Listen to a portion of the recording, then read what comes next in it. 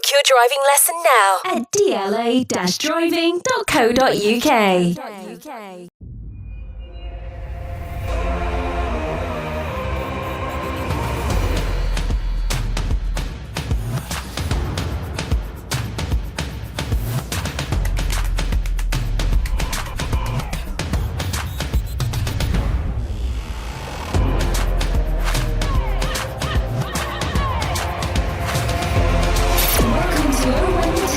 Sponsored by DLA Driving School.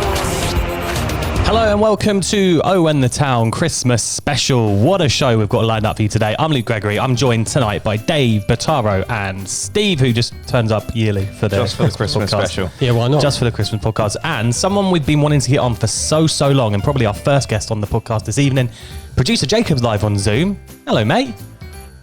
Hello. I'm probably the best guest you're going to get as well. The best guest. This guy makes the podcast tick every single week. A lot of hard work goes in off the microphone and off air. So. Yeah, he does put in a shift, doesn't he? He produces the running orders. He gets us all the bits we need. Yeah, and sometimes he gets all the bits right. Hey, stop it! Don't let it get any bigger. Sorry, mate. Well, producer Jacob, it's lovely to have you on the podcast finally. People can hear your voice. You are in charge of our social media, so pop on to Owen the Town and say hello to producer Jacob, everyone. He's here with a wine, a lovely cheese board, and more wine. And we're ready today. Just have a bit of a chilled session, watch a few interviews, eat some good food, and just celebrate the fact Christmas is in tomorrow. Christmas is tomorrow. This could almost be the drunk podcast, couldn't it? Yeah, it could be. Yeah, it could be. It will be. Steve, how you been, mate? I'm all right. I'm good. It's been a while. I'm glad to be back. Glad you're having me back. Glad to put your input in. You were just here clearly for this cheese board. Yeah, I'm only here for the cheese board. Look at that. Great job. Obviously no football with the Reading game postponed. We've got football on Boxing Day, Bristol City. Hopefully. Should be a good game. Hopefully, fingers crossed. But anyway, look. About a month ago, we said on the podcast, we were like, right, for the Christmas episode this year, I wanted to set you all a task to go and find your own interviews. Steve, I offered you someone to interview, and you were like, don't really fancy it. Too frightened. I'm too frightened. I didn't take you up on that offer. No. I'm just here to listen and have good cheese.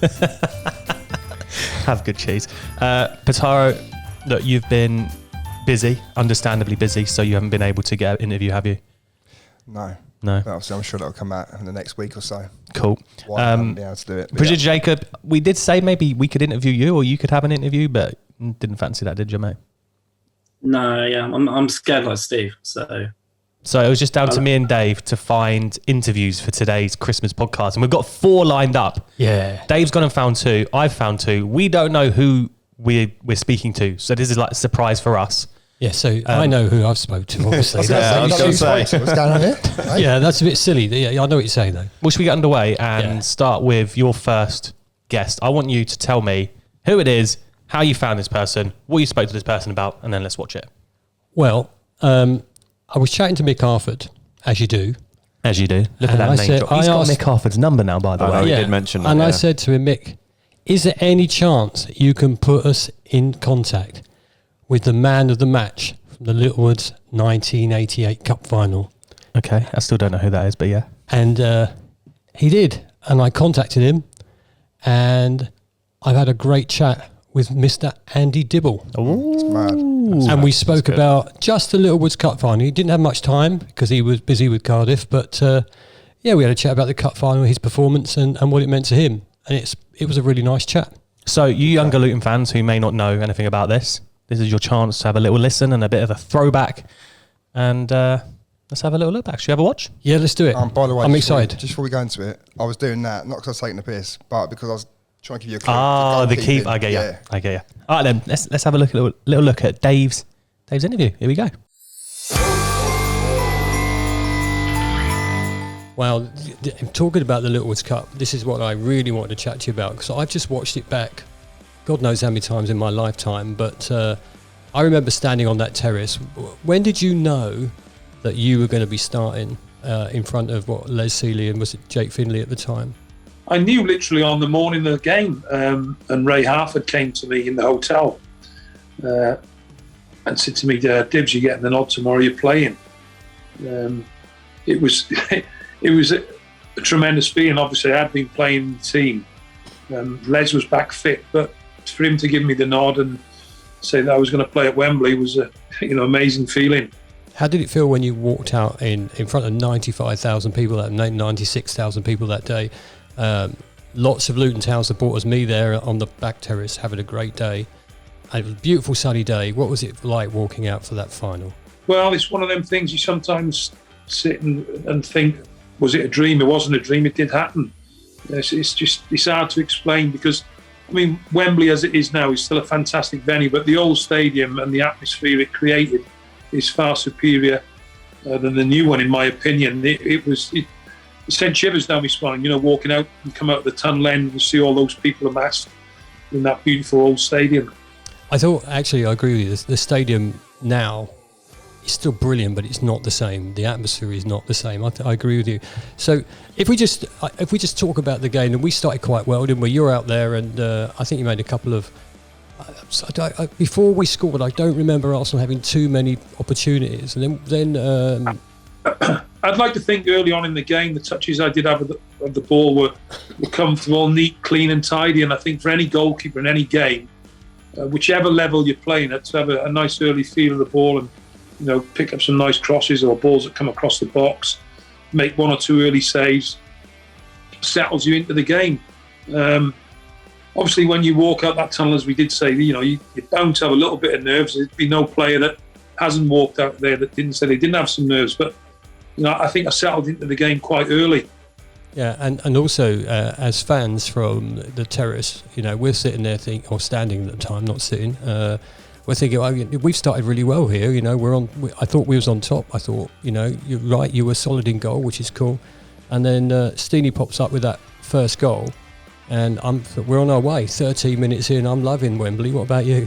Yeah, well, listen, it was fitting because we went there as the underdogs, but the confidence we had within the squad before the game, we knew that we could unsettle them and ravel them and go toe-to-toe with them throughout the game, which we did. And as everybody knows, it was probably one of the best finals that's ever been seen. Oh, true. And genuinely, just before you come on, I thought I'd watch back the highlights, and I still get that little tingle when everything goes on. So, I mean, we could just say that in the first half, I thought it was fairly even. I thought we had a good first half, and the saves were there. But the second half was phenomenal. And I've looked back, and I think I said this on our podcast when we spoke to Mick Harford a couple of weeks ago, that as much as anything else, you talk about your penalty save, which we'll get onto in a bit, but you made some world-class saves that day. Do you think that it's probably one of your best games? It probably will be one of my best games. And everything that you touched, it wasn't just a penalty save, it was the saves.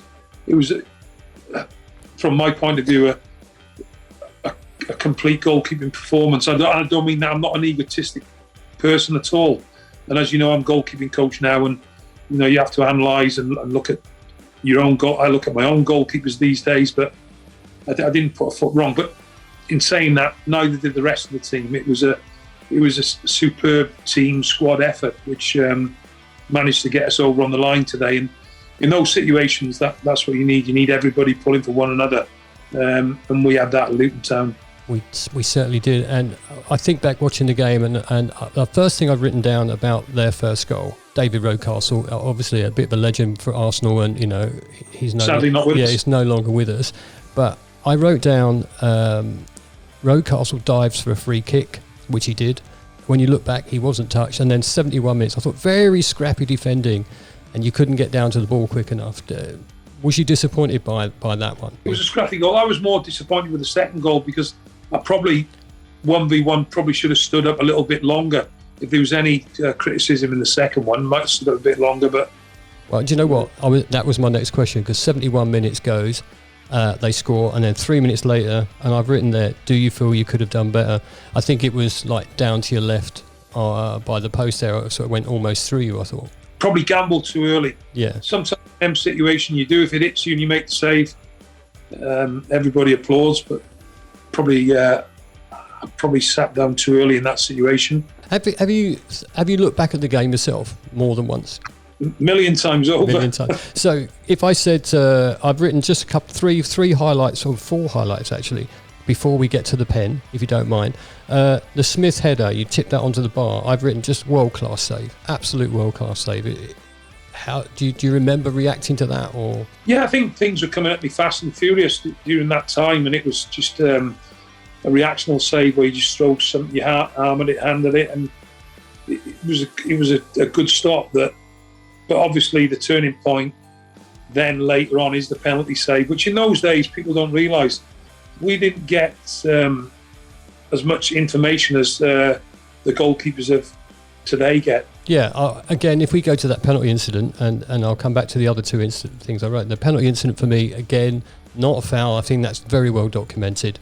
But you were straight in the referee. You were straight up to argue with the referee. I'm sure you were saying it's not a penalty. Did you feel that at the time? I still feel it wasn't a penalty now. The saddest thing is David Rocaster then became a teammate of mine at Manchester City. And we used to have a little bit of banter about it because I always teased him and said, Rocky, you died there. No, big man, he used to say it was definite penalty, you know. So he had his views. Sadly, he's not with us anymore. I had my views that it wasn't a penalty. I think if it was VAR, it wouldn't have been given. But let's just think about that. What's going through your mind then when is it Winterburn steps up and you think, oh, he's going to take it? You needed to save it. You needed to keep us in the game there. Well, I can't repeat what I want to say. I can't say what because obviously we'd have lost the game. So yeah.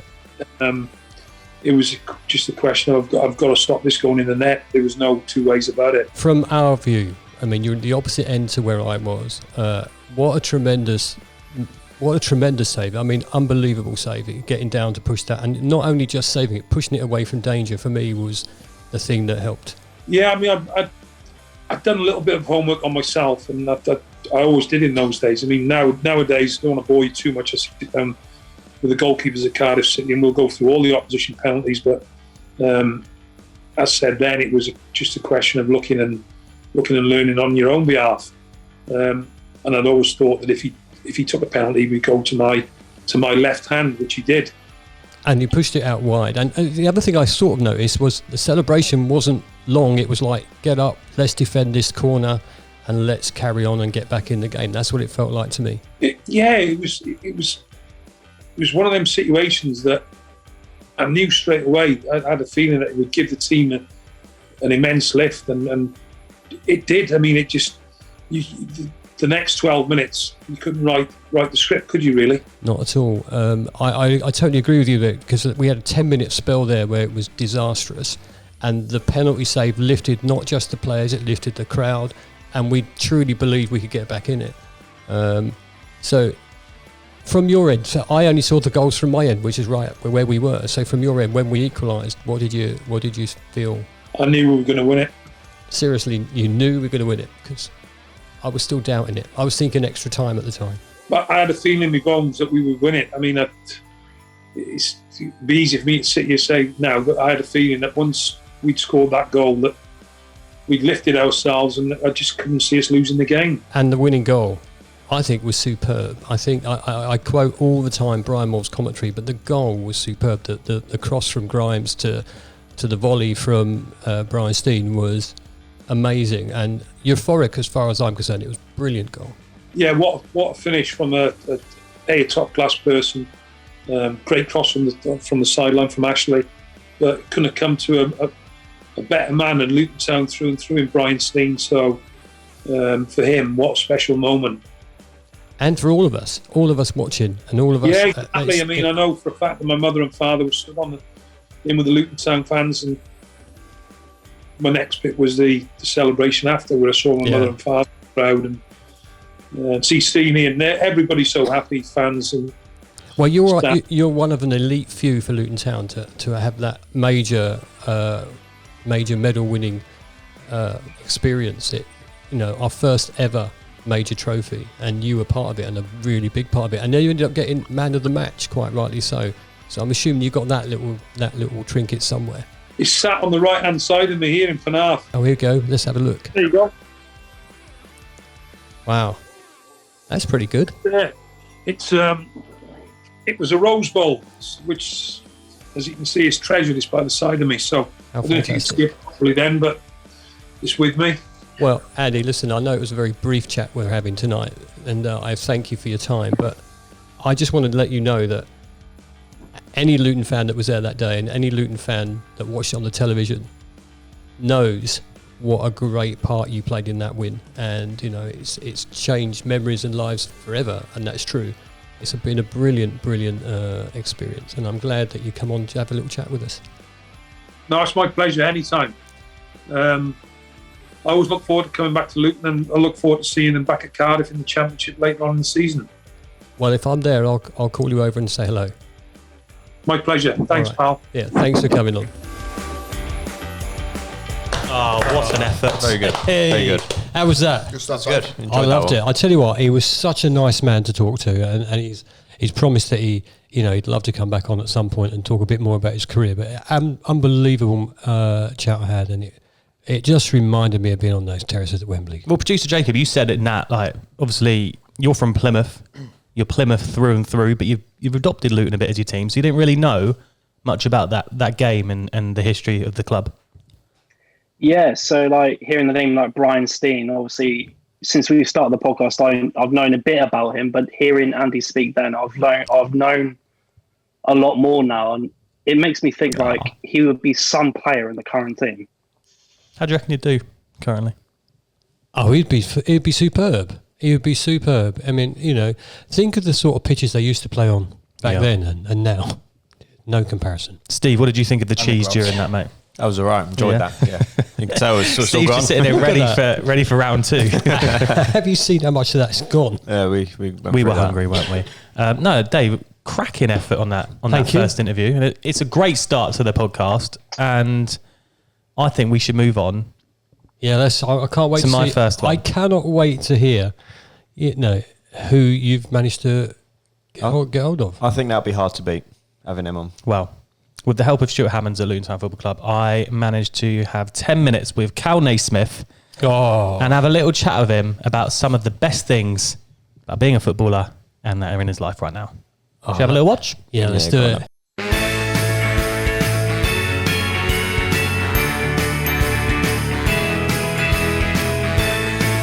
Yeah, there's so many, but I think the first one that springs to mind, I need to go for Watford, obviously meaning so much to the fans and the build up that week. We tried to stay preparing like it was just another game, but I think inside we knew that it would have been a big one for the fans. In fact, we were getting to test ourselves against a really top side that were obviously going to go on to get promoted, and how we done in the game. It wasn't just that we kind of nicked a goal and won the game. I thought we were the better team throughout the game. We were dominant.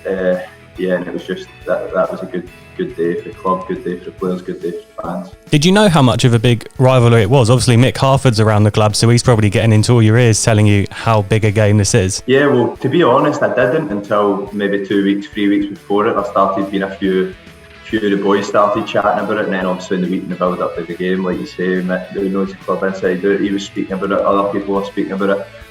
The manager and the build-up when we do on like a Thursday and a Friday had mentioned how much it would mean to the fans and how much the fans have been there for us and how much obviously they weren't getting to see games and stuff, and just it became apparent that week that it was going to be big for the club, and I'm glad that we got the result.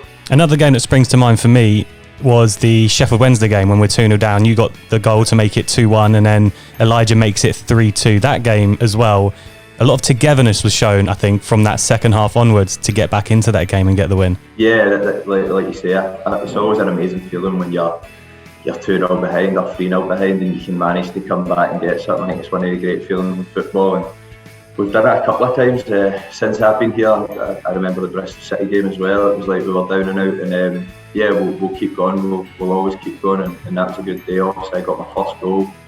So that was special, and that was another good day. Like I said, there's been so many. I'm fortunate there's not been many bad days where I've been really, really down after a game, maybe earlier this season against Birmingham, and a couple others. But in the most part, everything's been so positive. I will go Jordan Clark. Yeah? What makes him so good? Just his attitude every day to train and get better. And, he's always on it, always giving 100%, and his abilities, magic, left and right foot, getting in tight areas, just always standing out, but always that will to win in the small-sided games or possession, whatever we're doing. You know he's turning up at training. For the moment he gets in, one of the first in, and he's in the gym, he's stretching, he's getting ready, and you know that training session him on that day means everything. He's there to get better. And I just love seeing him around the place. It's infectious. You kind of latch on to him, get beside him in the gym, because he'll end up progressing you. What's it like around the training ground, like atmosphere-wise? Because I think from the outside as a fan, you look at the likes of Pelly Ruddock as one that's spoken about a lot as someone who maybe is just fun to be around at the training ground. Is there many like that? There's loads. It's such a good mix. There's the older heads who are kind of professional and quiet and go about their business, and then there's the boys like you mentioned, Ellie, Harry Conley. The changing room would just be lost without them. It's just their life and soul, and when it's time to get serious, they'll get serious. But yeah, they're infectious. They make you laugh every day, and they're so important to have around. But we've got a good mix. We've got a good mix of lads that are really serious and quiet and come in and do their work and go home, and then we've got the mix that keep the changing room going, and that's so important. The changing room's so important. All you'll see is on a Saturday or a Tuesday, but we're here every single day preparing for that 190 minutes. We're here 5-6 hours a day, so it's more what goes on then than what goes on in the games leading up to it. And yeah, we've got such a good changing room, a good mix of human beings, and to be honest, every single one of them are good lads. We spoke to Kieran Dewsbury Hall in the summer, and he said that you were probably one of the funniest people he's ever met. Obviously, you guys lived together, and he said literally you just go around just telling the most blunt jokes ever. Yeah, I think that was obviously because me and Key were living together, so he got to see a lot more of me. When I came into training, I tried to be honest, when I was younger, it was kind of Gaza was my hero, so it was all about getting into football and having a laugh. And to be honest, I think I'd done that too much when I was younger, and it maybe affected me. I was always having a laugh and a joke, and when it was time to get serious, I would always want to get better, and I was always getting better, but I feel like I could have done so much more. So especially when I signed for Luton, and probably the past 4 or 5 years I've grown up, I've tried to be able to take that jokey side away from my football, from my training, and I think it has helped me. But obviously Key was living with me, so then when you after football, when you go away from football, then that's it, you have a laugh and a joke, and me and Key, we just got on so well. We had loads of good times in the house together. My favourite position is centre half, where I play now, yeah. And we have to talk about that run against Fulham the other day, because if you would have shot and it would have gone in, it probably would have been like goal of the century. Was there any point in your mind when you're running through 4 or 5 Fulham players that you're going to shoot, or playing in Bree was the right thing to do? To be honest, so my initial thought straight after the run, I was so disappointed in my head that I never shot, because it felt like I went past a lot of players, and then it just all happened so quickly. But I seen Breezy make the run, and I thought I can just lay it to him. And to be honest, it's a bit of a bad pass. I've underhit it. Or Breezy could have got a better strike, or maybe laid it across for someone to score, but that's my bad. It was an underhit pass. Initially, when I was running back, in my head, I was so disappointed that I never shot. And the night after the game, I was so disappointed. I was playing it over my head, and I was so disappointed that I never shot. But then, when I actually seen it back and seen the chance back, they still had quite a lot of defenders in the box. I think it was like 4 of them in a line. In my head, when I've chopped the boy, I was thinking I could have just took it back onto my left and shot. I thought there was only 2 defenders split. But to be honest, when I watch it back, it's probably the right decision, but I've just slightly underhit the pass. I could have always shot with my right foot to the edge of the box. It could have went in, and like you say, it would have been. It would have been unreal. But yeah, I guess if I would have blazed it over, yeah, you can never really win, because I think the decision I made, it wasn't a bad one, but it was just executed poorly. Either way, if the goal goes in from you or from Bree, that place would have erupted on Saturday. Yeah, it would have been a great moment. It would. Not so much for the run, but just to get the winner. I felt that we were really on top and we were dominating, and to get that winner against that side, and the fans were already bouncing at 1 each, and that would have just gave them that special moment, like you say. I guess that probably sitting here with you and saying what's your best game, I would have probably then said Fulham. That's how the margins in the game are. But even if when Fred was through, we get the penalty there at the end, I don't think anyone could have said it wouldn't have been deserved. If Big Elijah ends up stepping up, scoring the 1-1, we won 2-1, then that would have been real special. But it was such a positive day, and yeah, there's so much to grow on for that game. And is it difficult for you when you look at the positions you have played to step into centre half? How difficult is that for you to be changing your game up so much? It's not, to be honest. I played it, so it's a weird one. People, I have just went back to centre half and started playing there, obviously, but people think I've just went to this out and out strike at the centre half, but I try and put it together in my own head as well, and I think, why am I so comfortable there? Why do I feel so good there? Why do I enjoy it? I think it goes back to literally since I've been a kid. I've hated getting beat in training. Like, it pains me if I was to get beat today in training. My team won absolutely, which I'm happy about. But if I was to get beat today, I would go home and I would have a bad 4 hours in the house, just annoyed about how training went. And so what I ended up doing, as much as I was an attacker, I always ended up defending and training, like small-sided games. And I guess now there's talks and stuff around social media around saying, why Scotland surely should be looking at you now, go, we should get Kal in the team. Yeah, well that's a dream, I think. You write down stuff when as you get older, you write down kind of goals, and that's always something that I wrote down. I knew the path there would have to be get to the championship and then solidify yourself as a good championship player in whatever position, obviously. And then that was a big reason as well for the centre half. I felt centre half was an area I could really push to try and get in the Scotland squad. There's a lot of good players in that squad, but I feel it's something that I'd love to achieve. It's kind of one of the last couple of things in my list. I knew I would have to progress from League 2 to League 1 and then get in the Championship. And when I get in the Championship, solidified myself as a good Championship player in that position for them to even look. And I think I'm not far away from doing that now.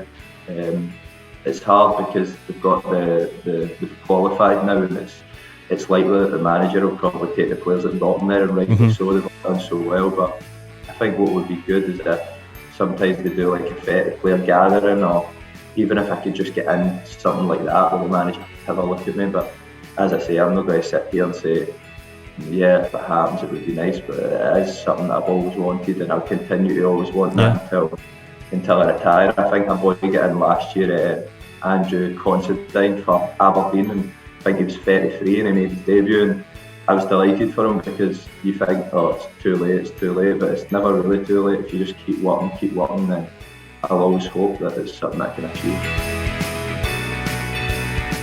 Just giving in it. I think it's just I think that's probably the greatest thing you can do. I think it's the best feeling, the most. It's like for me, it's like a selfish thing to give other people things.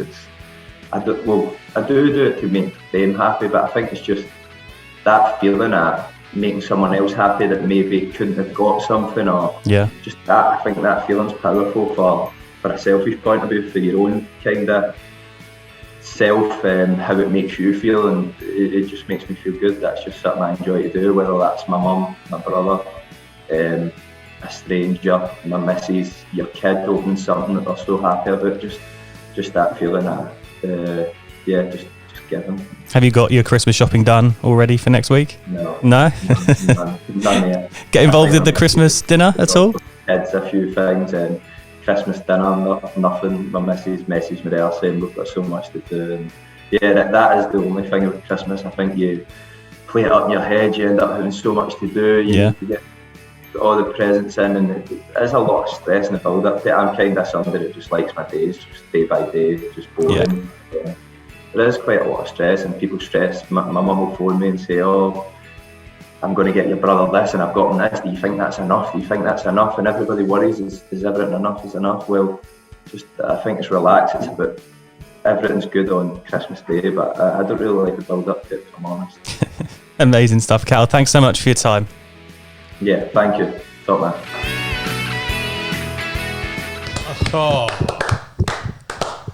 Nice one. What a talker, what a guy. Who, you or Kal?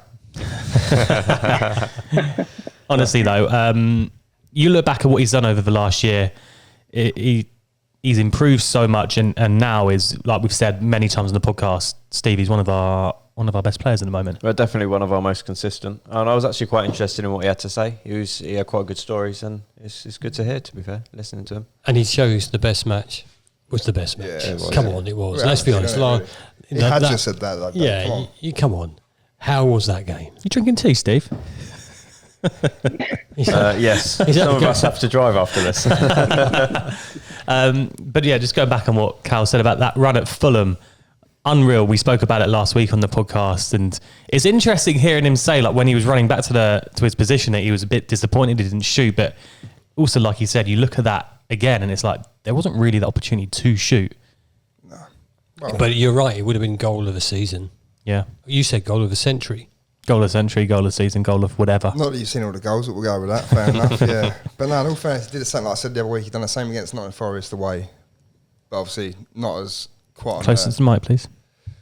It is Christmas. Excuse come me, on. there we go. Right, but Thank like I you. said, he did the same against Forest, but not quite on the scale of that run. But Steve, you remember? Well, I say but Steve, you do remember that because we were there together, weren't we? Yeah, I remember. Were you a little bit smashed, Dave?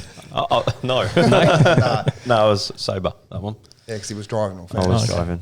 If he was smashed and driving, then I would have reported him to the police. No, I wouldn't really. Producer Jacob, what did you think, mate? I thought the relationship between him and KDH was quite interesting. Yeah. And the unity between the team for the past 2 seasons he's been here, or the 1 season he's been here. It shows that he's becoming probably a legend at the club. Producer Jacob. see, I like that. Kal Naismith, a legend. That is too soon. Can we, every time we call out Producer Jacob on the podcast when he does a running order and there's a mistake or something, this is the reason why. Kal Naismith is a legend according to Producer Jacob. Not quite yet, Kal. I'm not Not saying. yet. I mean, like in 5 years' time, probably. But If he's still with us. Yeah, but like you said, he might be going on to different things in his career path, Yeah. Jacob. But Yeah, yeah. no, I know what you're saying though, because let's face it, at the moment, like he says, his preferred position is centre half, and if he keeps playing at centre half, I mean, not quite on Sonny's level, but no, I'm joking. He's obviously up there, but No, I'm not having legend, not having that. But no, he's an unreal player. He's an unreal talent. Let's face it. But like we said, to get into the whole Scotland debate, we mentioned it last week on the podcast. He should be in the squad. 100%. Like I said, I referred back to Grant Hanley and I said, if he can be in the team, why can't Kal Naismith? Before there we you go. move on to Dave's next interview, 19 Crimes have got a bottle of wine out and it's mixed with coffee. Don't buy it. Here's a little update. It's very coffee-y. If you don't like coffee, Coffee EE. we don't recommend it. Mate, in all fairness, I was still drinking it. I know, you're loving it. Anyway, Dave, let's go on to your second interview. Who have you got? How'd you get them? And we'll see about. Well, actually, producer Jacob helped me get this one. Go on, Producer Jacob. Yeah, we had a bit of a conversation who we could ask to come on. And I thought, why not step away from the players and look at someone who has played a big part in Luton Town and, Gary Sweet? and promoting Luton Town. Mike Newell? He was... He was... Let's sit for 20 minutes and list players. Kevin Blackwell. Whatever. Hey, listen, he was Club David David... Pinckney. Oh, come on. Let me finish the sentence. Oh, so it's John Gurney, is it? Okay, Christ, no. he was one of the pioneers of breakfast television in this country. I'm going to say Brexit. He presented. different story. He presented alongside a Rat. Yeah, Roland Rat, Okay. and he was chairman of our club No way. when Nick Owen. Yeah, Nick it's gotta Owen. be. And Jesus. do you know No what? way. Do you know what? What a chat that was. Should we have a little look then? Yeah. Actually, before we get into it, Oh, don't mention it. you got something to tell us, haven't you? Well, yeah. Apparently, I gave you a limit, You did. a time limit. Well, I didn't get the memo really. I was meant to be 15 minutes, but I might have spoke for Jacob. How long? It was about 3/4 of an hour. It was nearly an hour, but yeah, let's give you 3 calls now because it's Christmas. So I'll tell you what we'll do then. We'll play. He loses all sense of time. Oh, mate, I was so interested in what I was talking about. I could have gone on all night. All right, well, It's only he had to go on air. That's why he had to stop. we'll play 15 minutes of the best part of your Nick Owen interview, and then maybe we'll do a special one-off Nick Owen podcast, 45 minutes long, and we'll put it out next week. Yeah, Before that would- Swansea. yeah, Let's do that that. would- You're out of order, you are. Well, I gave him a limit, mate. I gave him a Nah, brief. Nah, Got to fulfill the brief. Anyway, shall we watch? Shall we went up? I'm Team Yeah, Dave in go this on. one. Let's have a look how it went down. So good evening, Nick. Thanks for joining us on Owen the Town. It's a Christmas special, and we thought we'd pull a few crackers and see what comes out question-wise. You okay with that? Yeah, hello, Dave. Hi. So thanks for taking the time out. Shall we just pull the first one and see what it says? Can you tell us, in the beginning, how did you end up at Kenilworth Road? Well, I mean, I was born and grew up in Berkhamsted, which is about 12 or 13 miles away. And my father's a big Luton fan since he moved into the area around about wartime, the end of the war. Yeah. And he was always going. And I started getting an interest in the mid to late 50s.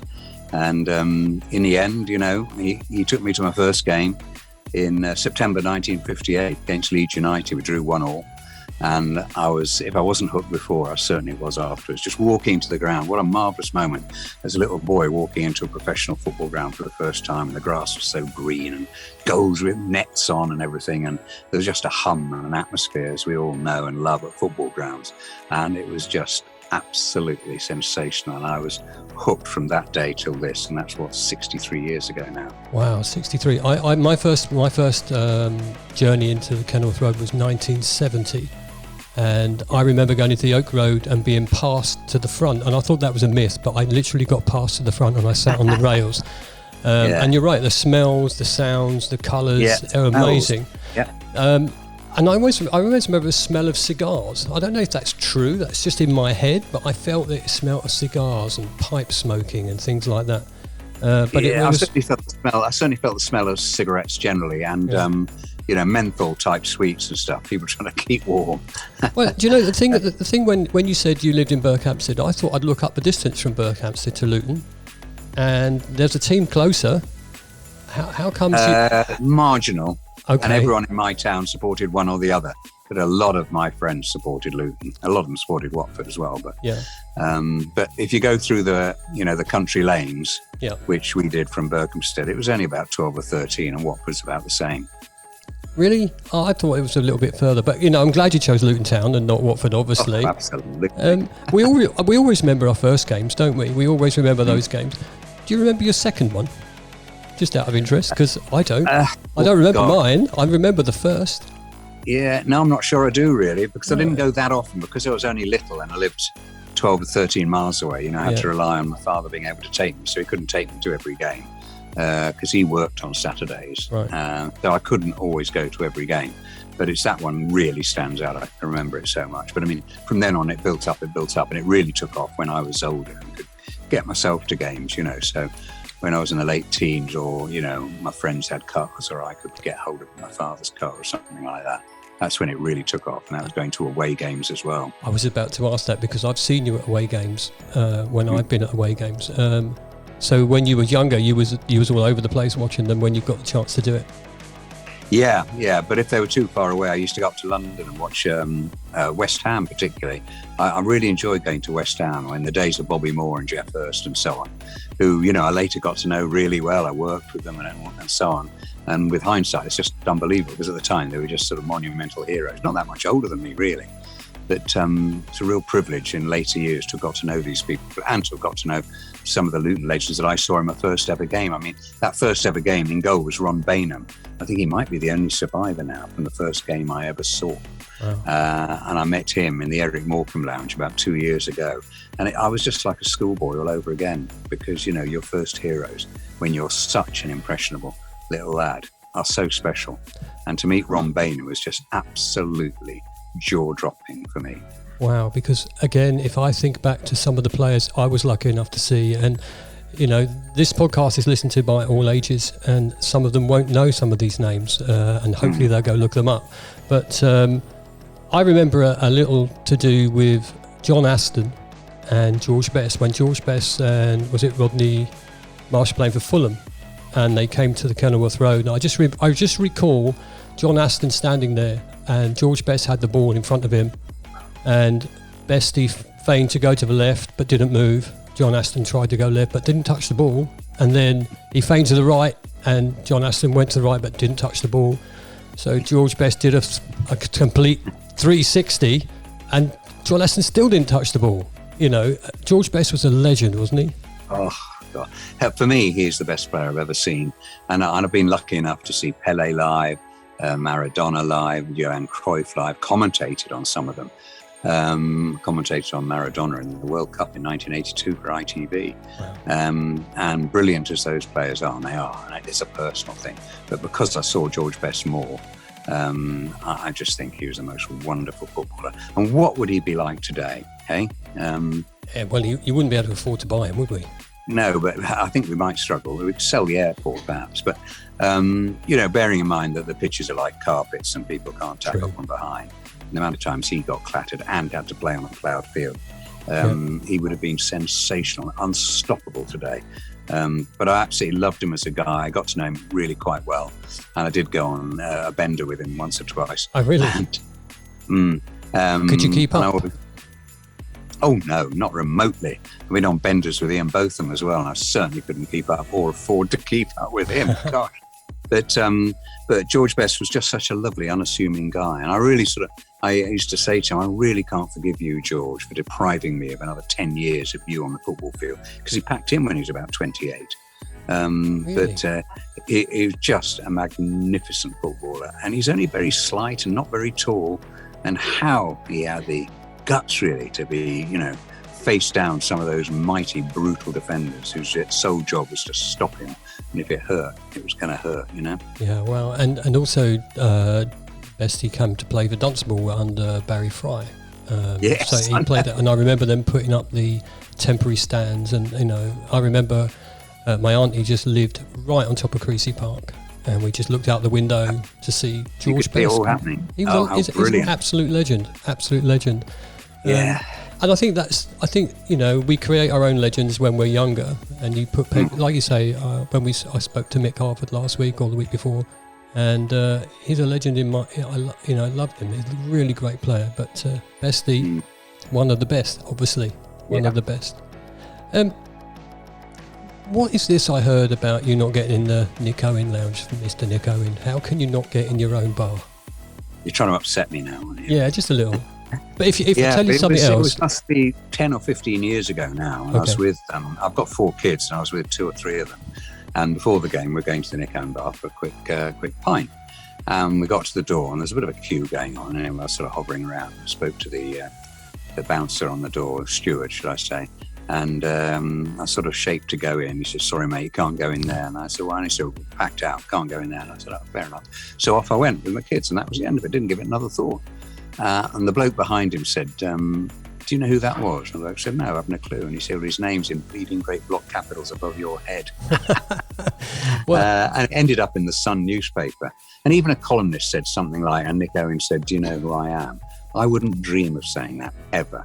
That was totally made up. It was just a funny story that Nick Owen couldn't get into the Nick Owen lounge. That's the end of it. It was health and safety, If you've got 500 people in a room, you can't let any more in if that is the limit. It's not that high, I don't know. But it's, do you know what I mean? Health and safety, fair enough.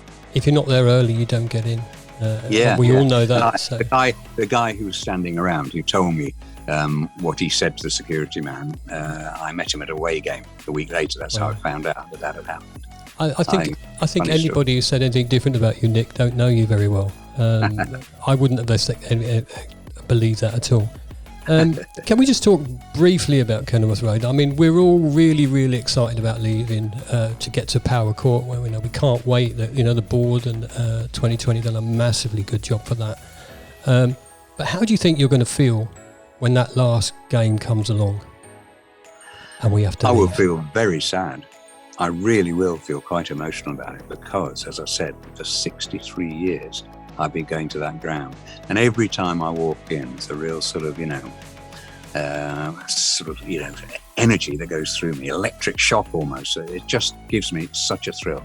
I absolutely love that place, and I've stood and sat in every part of the ground in my time, and wherever I go, just the moment you walk in and suddenly you're looking down at the pitch and looking at the ground and thinking how much it means to you. Nothing beats it. I'll never forget one time that I'd been in Barcelona midweek commentating on the radio on Barcelona against Aston Villa, I think, in the UEFA Cup or something. I'd been seeing Johan Cruyff and people playing, and that was lovely and wonderful. But that Saturday, I think I walked in at Kenilworth Road to see us play someone like Hull City, and the thrill was far greater, and that will never change. It is just such a special place to me, and I know it's antiquated and it's made of wood, and there's so many things wrong with it, and queues for lose can be awful. There's lots of things wrong with the old girl, but it is just such a special place. And the moment we say this is our final game and go there, I really will feel really quite moved, I think. Excited as I am, obviously, about Power Court. I've been waiting all my life for us to have a big stadium so to compete on level footing with other clubs. Not just a big stadium, that's not the real point. It's the fact that the stadium can make money 14 days a fortnight instead of 1 day a fortnight, have conferences and so on there, and just have modern facilities and be proud of it. But even so, although people knock Kenilworth Road, I'm still proud of it because it's what you call a proper old football ground. Totally agree. I totally agree. And the thing that almost winds me up a bit is because the Oak Road was the home end I first went into, and I took walking up the steps across the gardens as just that's what it was. And now you see away fans going, look at this ground, but you know what? We have a great atmosphere. We're close to the pitch. It's electric in there. When it's rocking, it's brilliant, and I love the place. I think I will shed a tear when we leave, for definite. Yeah, well, I'll be close. I think I really will. And if you get it, you get it. If you don't understand it, you don't. It's one of those things, isn't it? And also, when I first went, the boxes didn't exist, and so that stand all the way along, the Bobbers stand, was absolutely packed with people as well, all standing in the early days. We were all standing behind the Oak Road, all standing behind the Kenilworth Road, and standing in the enclosure in front of the top end of the main stand. And so the crowds could be, really big. I wasn't there for the FA Cup replay when we had 30,069 on March the 4th in 1959, because I was away at boarding school, you see, so I did miss quite a lot of games. But I was in lots of 25s and so on, and that is really rocking, I tell you, at that place. I think when they had the biggest crowd in that FA Cup game against Blackpool in 59, I think some of the schoolboys were actually sitting on the pitch or on the surrounds, and they said people had to be moved to take corners and things like that. Fantastic. Wow. Well, let's hope that we can create the same sort of atmosphere at our new stadium. Oh yeah, I'm sure we will, because the important thing is being close to the pitch, isn't it? Yeah, I think so. Because when you see some of these big grounds, I know they're fantastic places like, say, the Etihad or West Ham's new place, the London Stadium. They're quite a long way, aren't they, from the action? Yeah. And I would hate that for us. I really want us to be banked quite high and very close to the action, as close as it's decent. You want to give the players a bit more of a space to be able to run up the corners and throw-ins and so on. But I still want us to be as close as possible to the action without affecting the action. Shall we put another cracker? Go on. Go on then, let's see what this one says. Now, since we've got back to where we all feel that we belong, let's not dwell on the negative of all that, because we know what happened. The three wise men I'd like to have a real brief chat about is John Still, Nathan Jones and Mick Harford. What have those three done for our club? John first, really. Yeah, well, John Still turned it all round, didn't he?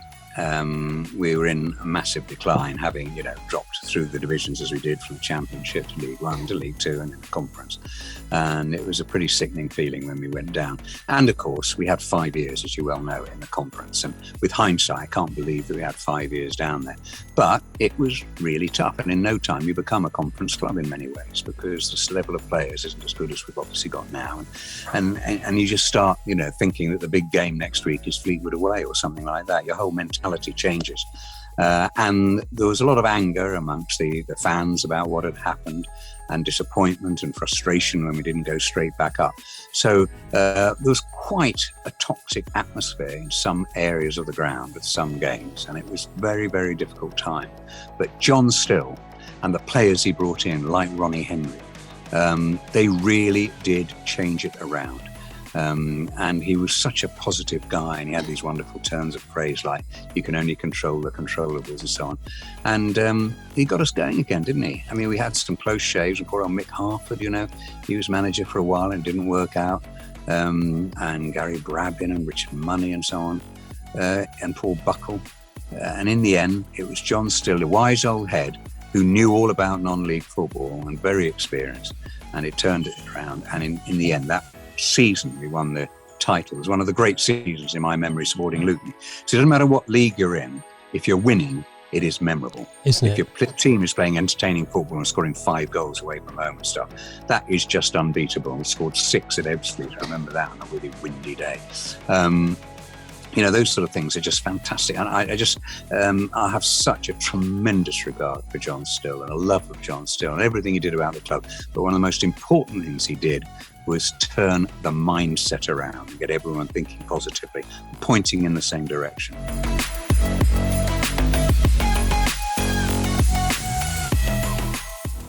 Oh, well done, well done. Do you know what, right? I know I said 20 minutes max for an interview, but you only did 45. I cannot Actually, wait 50. to hear the rest of that interview. What a 15 minutes that was. Hey, we talk about lots more, and honestly, it was just captivating. And you know, I realised at the time, and I know producer Jacob was listening at the time when we were recording. I knew I was running over, but it was such a brilliant conversation. I just wanted to keep it going. And Nick Owen, brilliant chat. Were you going to say cheese crackers, Steve? The name drops he had in there as well. Maradona, Pele. Maradona, Cruyff. Went out drinking with George Best. What is that? Come on. That's Honestly, only in both now. You had no idea it was. Let's face it. Come on. But, Don't deny it. It's fine. It's fine. Honestly, he's got lots more to say. He's such an interesting guy and such a nice person as well. You know, come out of his schedule because he was due on air when we were talking, and it was brilliant. Yeah, it was really nice chat. Really enjoyed it. And it's like Steve said on some of the names he's dropped in there, like George Best and Maradona and Pele and Cruyff. And you look at the players we've seen in our lifetime, and I guess like when Luton played Liverpool, we saw Fernando Torres and Steven Gerrard. And for us, you look at them, but they're not in the same league. They're not in the same league as Pele and Maradona and Cruyff, and it's madness. But honestly, but he still prefers. Dave, I think you smashed it. Thank you very much. But he still prefers coming back to Luton from Barcelona. Yeah, heard that, How cool. So we listened to 15 minutes then. Look, we would love to listen to more, but we got to get through the Christmas podcast. So what we'll do is next week before New Year, after Christmas, we'll give ourselves like a 10-day bracket. You can hear the full Nick Owen 50-minute podcast run by Dave. Oh, great. Nick Owen special. As a special. And we'll put a little timestamp in so you don't have to listen to that first 15 again if you've already listened. Producer Jacob, you might want to listen to it again. Well, you might, exactly. Yeah. Producer Jacob, you were sat in that interview as it happened. It's going to be a good 45, 50-minute episode, isn't it? All I'm going to say is 3 letters. JPT. Oh, I was waiting for him to name 4. No, you did a good job. I can't wait. Dave's found that one hilarious. Don't blow that one. We have one more interview to hear. One more little feature to hear. Can we guess? Yeah, go for it. Give us a clue. Was at the club for like 4 years. 4 years. Was at the club 4 years. Went through the League 2 playoffs, the League 2 promotion, the League 1 promotion, and played a few games in the Championship. Okay. Does he play in the Premier League? He does not play in the Premier League. But is he still playing? This person we've been trying to get on the podcast for so long. Producer Jake has been messaging him on Twitter DMs for a good over a year now, isn't it? Producer Jake, it's been ages. It's been so long, so long. And to be fair to him, it's not like he's ignored her or something. He's replied every single time. He's like, look, I've just been so busy. He's currently working in League 2. And like how she's for Oldham, isn't it? Producer Jacob, he's assistant. Yeah, all right, we know it is. He's assistant to Keith Curl at Oldham. Oh yeah. So we finally managed to get Alan Sheehan. There we go. To come on Owen the Town and talk about some of his times at Luton, and this, I guess we can call it the Advent Calendar with Alan Sheehan. I really enjoyed this chat. What a guy this guy is. Should you have a little watch? Yes. Yeah. Well, we have to say yeah, mate. So we say no. If you say no, we're all right. We're in the podcast. No, I don't want to hear it. Well, tough. We're going to have a little watch. So you go. Here it is. Alan, thank you so much for joining us on Owen the Town Christmas special. We want to do the Advent Calendar with you. So I guess let's start by getting you to pick a number between 1 and 24. Let's go 1.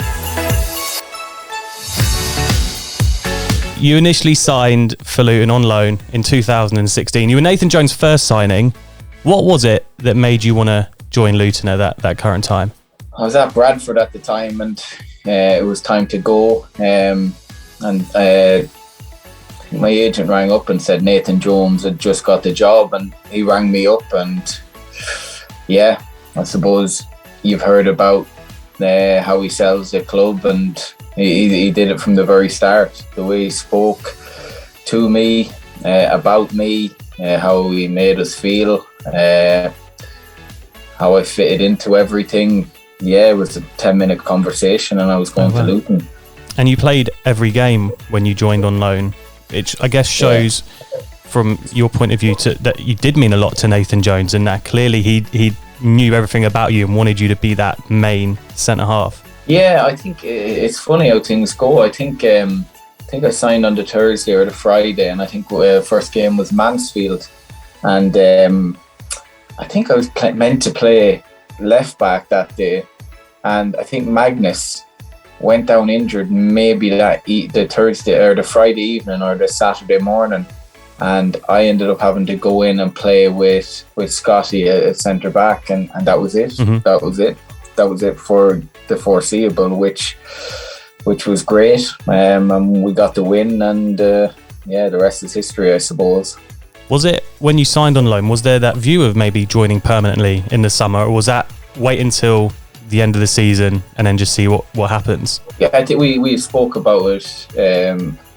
But like anything really, when you go on loan, you've got to go and prove yourself. Doesn't matter how many games you played or whatever. Both the players got to prove themselves to show that he can fit into the manager's plan. So fortunately, I did that, and it was really enjoyable. It really was. I've got great memories from the very start, the whole way through. You know, something that possibly when you have time you do think back on. But yeah, it was great. It was great from the start. Well, let's move on to another door in the advent calendar then. The number between 1 and 24. What are you going to go for? Quite predictable, 2. Look, we missed out on automatic promotion this season by 8 points. We had to go through the playoffs, and it was a season where there's a lot of optimism going into these playoffs, and we had Blackpool in them 2 legs. How were you and the guys feeling before the playoff? Because to miss out on automatics by 8 points must have been quite disappointing. Yeah, I think it was really. No, I think we drew a lot of games. It was a weird year. Not a weird year. Yeah, it was weird enough actually, because I remember coming back for pre-season and being absolutely flying. And then I remember, I think, doing 6 weeks of pre-season. The pre-season was brilliant. And everything going right. I think we'd Plymouth first day of the season, was it? Mm-hmm. And I popped my calf. I felt it, and there was a fitness test on the Thursday, Friday, and then on the Saturday, I thought I could play through it, and literally went up to.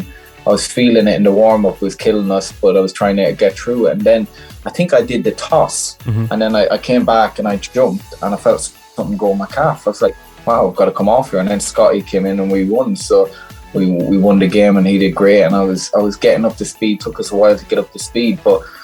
Yeah, maybe a missed opportunity, but I suppose when we lost them playoffs, it was just absolutely sickening. It really was. And the way we lost it was sickening. It was one of my worst experiences in football. But I suppose with that, at that present time, it was the worst time ever. But it gave us time to possibly have another window and recruit some more quality, and probably led to being in a stronger position to do that back-to-back promotions then. Yeah, I do want to go into that Blackpool second leg in a bit more detail in a sec, but the first leg, 3-2 defeat, it was a bit of a switcheroo of the scoreline, 1-0 down to 2-1 up, and then I think 3-2, it was a windy day up in Blackpool and cold and breezy, whatever. But did you leave that game thinking, look, we're only 3-2 down in this leg, we can go back to Kenilworth Road, 10,000 sell out, and were you confident that was able to be turned around in that second leg? Yeah, I was. Do you know what? Look, when you look back and then you think of with the team that we had and everything, I was always thinking, we'll get them back to Kenilworth Road and we'll do them. And I think they scored early and we were 2 goals behind. I still thought, I fancy us. And up to about 15-20 minutes to go in the game, I think we were 3-1 up in that game, weren't we? Yeah. And I remember the crowd, even that time, even for playoffs, and we were passing the ball around, and it was like way. And then obviously 2 late goals, and that's it. you're done. You know, that's playoffs. It's like, it's not real football. It's kind of like cup ties, isn't it? Yeah. So disappointing. But I suppose it gave us that hunger to just be more ruthless the year after. You played a big role in 2 of the goals as well. The first goal was a shot you had, which I think was deflected in by a Blackpool player, and then the ball in to Cuthbert. Your free kicks, obviously, at the time of the club were unreal, but that ball into Cuthbert, I watched it back before doing this tonight, and the whip, and Cuthbert's just got a little glancing head on it. And yeah, I think that's one of the loudest I've heard Kenilworth Road in a while. When that goal went in, that was amazing scenes. Yeah, unbelievable. And at that time, I was thinking, we've got them here. We've got them here. And I have to agree, it's like Kenilworth Road, it's known for its noise. When you're out there, it's incredible. They're on top of you. They're like the 12th man, you know. So when that happened, when we scored that one, I was thinking, well, it's only going one way. And then obviously Hill's got a penalty, and I was thinking, all right. And I think we had opportunities to get the fourth one and maybe put it to bed, but wasn't meant to be. And then 2 late goals, and yeah, you're gone. So I know you touched on it a minute ago about how you felt when at the end of that game. That was actually on my birthday, this second leg, so I was absolutely buzzing when we were in the lead. But when that goal goes in at the very end, and I'm looking at the linesman and the referee, I'm thinking, please just raise your flag. Has there been a foul in there? But it's just like that heartbreak of that's going to be it. And you see the shot of all the Luton players just lying on the floor, and it was just heartbreaking, wasn't it? It was just literally heartbreaking. Yeah. Well, do you know what? Without going OTT on it, it was literally, it was heartbreaking because it was the last kick of the game. I think it went in off. Did it go in off the keeper's back? Or, it was like clearance off the line onto the keeper. Yeah, I think it was Cookie that kicked it maybe, and it went in, and then that's it. Your whole season just down the drain like that. But I think it was the same in the other leg, weirdly enough, between Carlisle and Exeter. I think Jack Stacey banged one in with his left foot. So, you know, they probably felt hard done by. But yeah, we were just heartbroken after that. I remember being on holidays, even away with my partner Holly, and just being sitting there and just feeling just down, just feeling awful. Really, it just hit you. It took us a good while to get over that. I was going to say, is that hard for a player then? If you're away on holiday, are you sitting there thinking, is that on your mind? Or are you just going, look, I just want the season to start again and put things right? What's going through your mind when you have that downtime in the summer? I felt different that time than any playoffs that I've lost. Like, I've been unfortunate in playoffs. Playoffs aren't good to me at all. But that one felt different. It was all in. I felt like maybe a missed opportunity, because I felt like we possibly, I hate saying, we should have won, because Blackpool they've got promoted, but I felt absolutely gutted after that. That's one of the worst things I felt in football. It really was. I think it's a good time then to move on to another advent calendar door. Let's have a number between 1 and 24. 3. So you've had your holiday, you've had your time to look back and go, right, let's forget about last season. And that first game against Yeovil, it seemed like everyone was just on it from minute one. 8-2 win. What a cracker of a day. Yeah, it was. You know, Vass and I think Vass and Collar were up front that day, and then Vass didn't go long after that, did he? A few games, yeah. Yeah, that was just wow. You know, went to goal down early, and then I think it was 5-1, and we went rampant. And I think that was a carry on maybe from that playoffs game where, look, no chance is going to be taken. When we smell blood, we're gonna be more ruthless, and I think that laid down a marker for the season, really. That there was no real time to mess about. We wanted to get a job done, and we wanted to be professional. But 8-2 was crazy way to start off the season, you know. And it's like you said there about not, just wanting to keep scoring and going for it. Pretty much seemed like that was the theme throughout the season, with some huge results. 7-0 against Cambridge, 7-1 against Stevenage, 5-0 away at Swindon. I think it was 4-1 away at Exeter. It's like that season, it was just everything seemed to click attacking wise. And we like Luton fans were turning up to games going, we don't know how many we're going to score today. Yeah, it was great to be a part of. It was great to be a part of. We had goals all over the team. we had. I don't remember seeing many better teams than that in that league, because I fancied us against most League One teams at that time. The way we played, the style of play, the way we trained, everything about it was just, was hungry to succeed, you know. And at Kenilworth Road, you know, it's when you get a bit of momentum in a game and stuff, and the fans get behind you and everything, it's different. It's different to a lot of stadiums because they're right on top of you. You know, you could be taking corners and, you know, somebody could slap you on the head if they wanted to. They're right beside you. So it's good, and you know, they had a great style of football that year, and they enjoyed it. You know, really, really good year. Also, we didn't quite get the league title that year, and we lost out to Accrington, and we had that game at Kenilworth Road that I think Billy Key scored in the last minute in. Yeah. But Nathan Jones, I think, said many times that he felt we were better than Accrington that season. We played the most attractive football in the league that year. And, and it's just one of them things. I think no Luton fan looks back at that now and goes, "Oh, I'm gutted we didn't win the league." It was just like we needed to get promoted that year, and it just happened. Yeah, no, I agree. We were better than them. I speak to Billy Key about that. I just said we were better. And on the 90, I think it was the 93rd minute. And yeah. I think their manager, I think John Coleman, and they were like, because we were on them and we were on them hard, and he was like, take it in the corner. And Billy's got one of these attitudes like, leave us alone. So he just tried this silly shot, and it felt like it went so slow into the net. And it went in, and then they went, and I was thinking, maybe it is going to be that year, because we could have been 4 or 5-1 up. I think they cleared about 3 or 4 off the line from Potsy alone, you know. So yeah, look, it's life, but we backed it up the year after. And the day the promotion came, away at Carlisle, the 1-1 draw. How good was that day for you? It was a bit of a blur, really, you know. I think I spent most of we laugh about this now.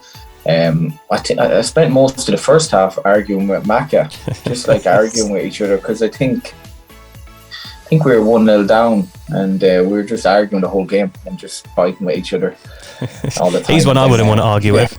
Yeah, look, Macca was great, but yeah, we that's what I remember about it. I remember us arguing for the first half and then scoring, and then near the end 1-1, and I think the manager brought on Scotty near the end defend the corner, and I was like, because we didn't know what was going on, and then obviously we went up. So unbelievable day, unbelievable time it was. And then Notts County on that final day, I just wanted to touch on that because I was in the away end that day. There was 4,000 Luton fans across that stand.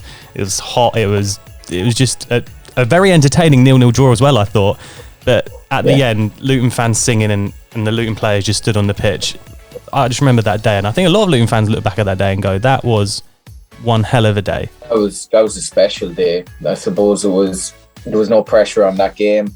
It was a great year. We were promoted, and it was really special for me because I had a great time at Notts County as well, and to see that away end like that with Luton fans, like in my years at Notts County, I never seen the away end like that, or I've not seen it like that, like it at any club really. To have that stand, beautiful day, just singing the whole day, you know, and I suppose the result was a small bit irrelevant, even though we wanted to beat them and we should have beaten them that day. But yeah, unbelievable day. What a day to be a part of. Let's move on to another advent calendar door. I think I know what number you're going to go for, but do you just want to? No, I don't think you do. I'm going to go 5. Right, we started that League One season playing 3 very tough teams: Portsmouth, Sunderland and Peterborough. And we only picked up 1 point from them 3 games, but played really well in that first game against Portsmouth. I think we hit the woodwork twice. Did you guys take confidence from the way we played in them first 3 games? Because 1 point from 3 could have been easy to go, all right, this is going to be tough, but the performances were there. Yeah, I thought we were excellent at Portsmouth. It could have been 3 or 4-1 again. Then Sunderland, we could have beaten them as well. Peterborough first half was a bit of a mess. Then I think we had Southend in a few more games after that where we started gathering a bit of momentum, but and the team started coming together nicely. But yeah, I think there was never any worry or anything like that. But it was probably a case of what's going on here? We're used to battering teams all the time. Yeah. But no, nothing really changed. Confidence didn't drop with that. We had a brand of football. We had our style. We all knew our jobs, and lads that were in or out of the team, they knew they were just as important, because they were gonna have to play big, important minutes at some stage in the season.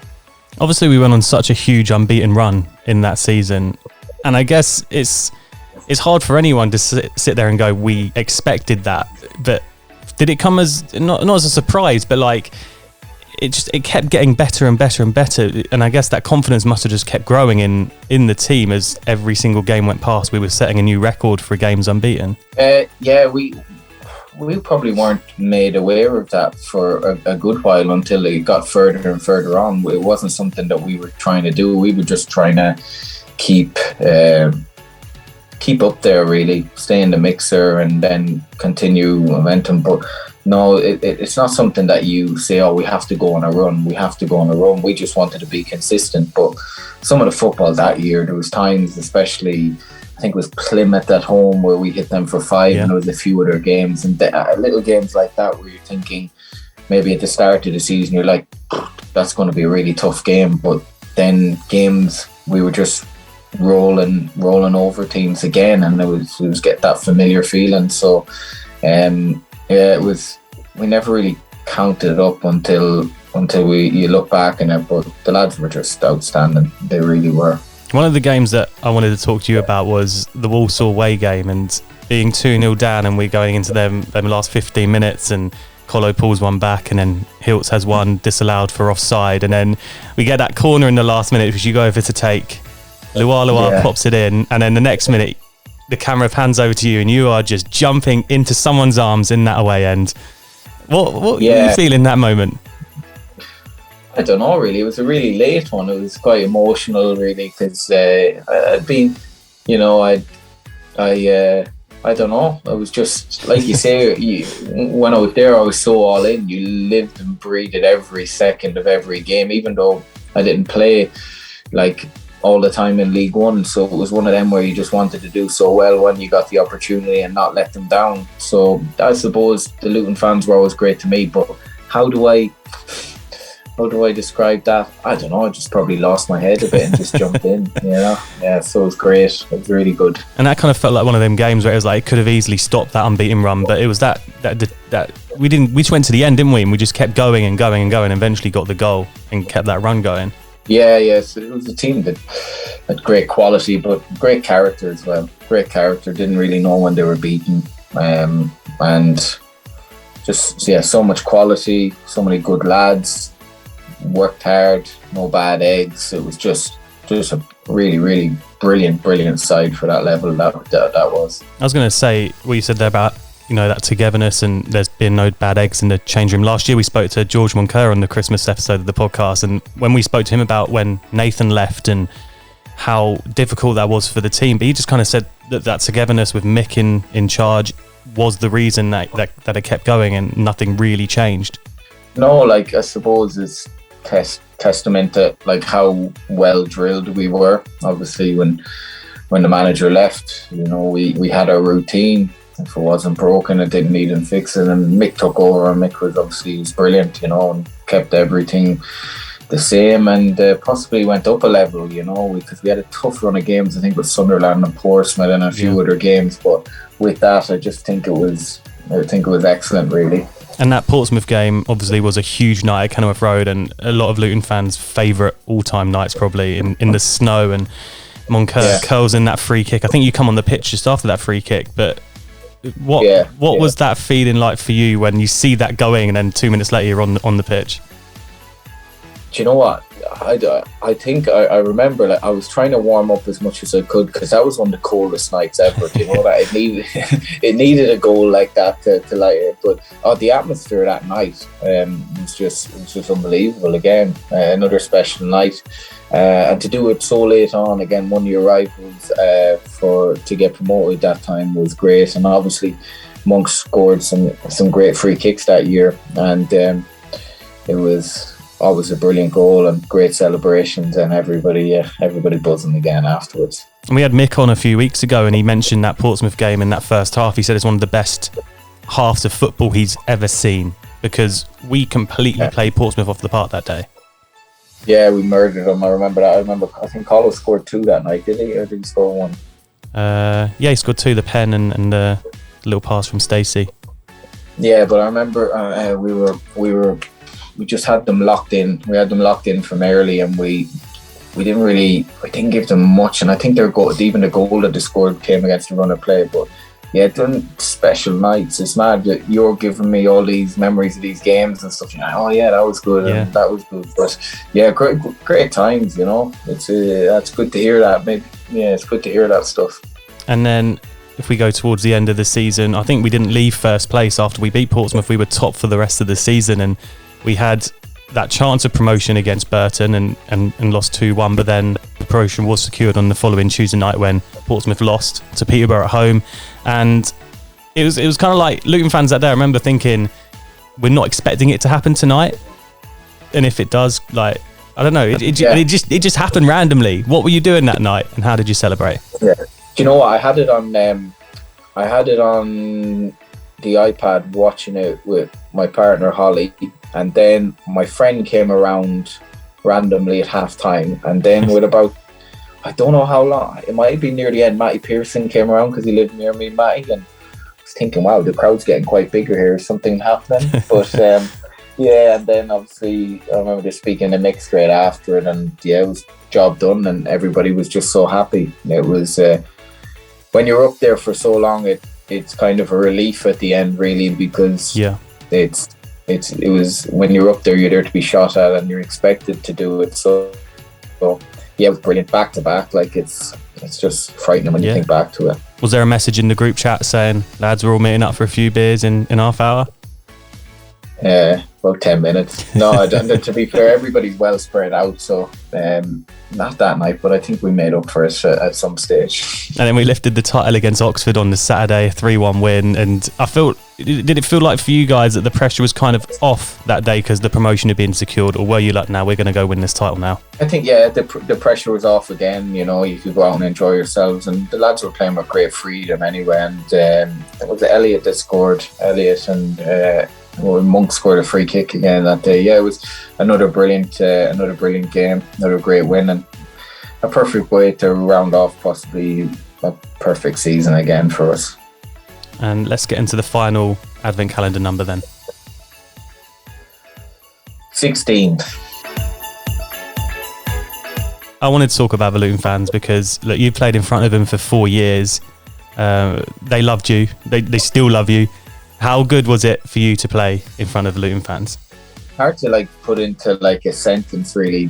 The way they treated me, I was there for 4 years. I was blessed to play a lot of games for the club, but the way they treated me was just unbelievable, and still the way they treat me. It's a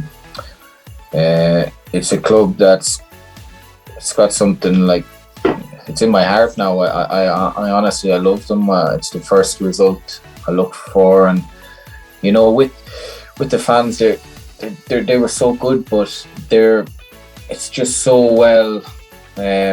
The club is just so well ran, and the fans deserve to have that club that's so well ran. When you have Gary Sweet, Paul Watson, Dave Wilkinson, and then you have the manager Mick Harford, so many good people working there, so many good players. And the fans deserve to have that club. They really do. So it's in great hands, and hopefully in the next foreseeable, we can get to the Premier League, because I think a club like that just deserves it. It's a brilliant football club. And you scored some brilliant goals in front of the fans as well. Have you got a favourite you look back on and you go, yeah, that was my favourite goal for Luton? My favourite goal... The volley at Yeovil, at home to Yeovil. Oh yeah, because that was my first goal. Yeah, I think that was probably one of my favourites. I scored a couple of free kicks, and I think I scored a header randomly against Cheltenham near the end, and a couple of goals here and there. Cardiff away. I don't know. That free kick at Cardiff was pretty decent. Yeah. Do you know what I'm gonna say? I'll probably say my first goal, the open goal. That was a nice. Yeah, it was, and it was in front of that end. So where the crowd go mad. So it was really good. And a great bit of connection on that as well. That's a real goal of the season, Yeah. that. Yeah. Some would say it was a shank, but it was okay, you know. Well, Alan, Luton fans have loved watching you over the years. You're at the club, and I guess we just wish you all the best in the very future. You never know. Look, we saw Alan McCormack come back recently. Who knows what the future holds? You never know. You never know. Thank you, Alan, and Merry Christmas. Cheers. Thank you very much. Oh, yes. I think that was a great end to the Christmas podcast. What a guy. Honestly, what a man, Batara. Mate, he's very, very Irish. And very, That's what we very could good. take from watching No. Alan Sheehan for 26 minutes, isn't it? He's very Irish. No, in all fairness, he was, mate, you know what we feel about him. He was so good for us, though, wasn't he? He was amazing. Like I kept saying the whole way we watched that interview together, sorry, I'm talking to the microphone a bit more. Yeah. I never the said whole nothing. time, I know you're back to, but the whole time we watched the interview, right, we were sitting here saying, I just remember that, this shit, certain things that, oh, he did this, he did that, during the time in his Luton shirt, what this, what that. Things kept propping up, what he said. And before you know it, Dave, you stop laughing at me. That coffee wine is amazing. But yeah, in all fairness, he was incredible as a player, as a human being speaking. What a man. I wish I could Honestly, speak like that, in all fairness, because I can't. Well, look, Merry Christmas, everybody. Thank you so much for listening today and watching. It's been good fun, guys. Well done. Are you going to cut it flat short as well? I mean, we could talk about so many more things right now. Look, Well, it's Christmas. It's already like an hour and a half long. Is it actually? Yeah. It's time to go. Fuck me, this out. It's time to go. It's Hey, listen. time to go. Yeah, producer Jacob says it's time to go. Please. He's definitely drunk podcast. Check out Dave's Disgraceful. full episode with Nick Owen. We'll get it up in the next 10 days or so. Producer Jacob, go follow him on social because this guy... Look, let's round of applause for Jacob. Yeah, Jacob, well done, Jacob. Thank you for everything you do for us. What's the guy? This guy gets Thank the you. podcast going every single week. He's a legend. Jacob! Thank you so much for watching. Top man, look at him. God, look at him. Drop us a like if you enjoyed today. Leave a comment below. And I guess we'll see you after Bristol City somehow. We'll figure it out, but we'll see you. Probably won't see me, enjoy the game. Enjoy Christmas. Merry Christmas from us and everyone here. And Steve. Oh, and Steve. And Steve. Steve, the cheese guy. Merry Christmas. Merry Christmas. And we'll see you next time.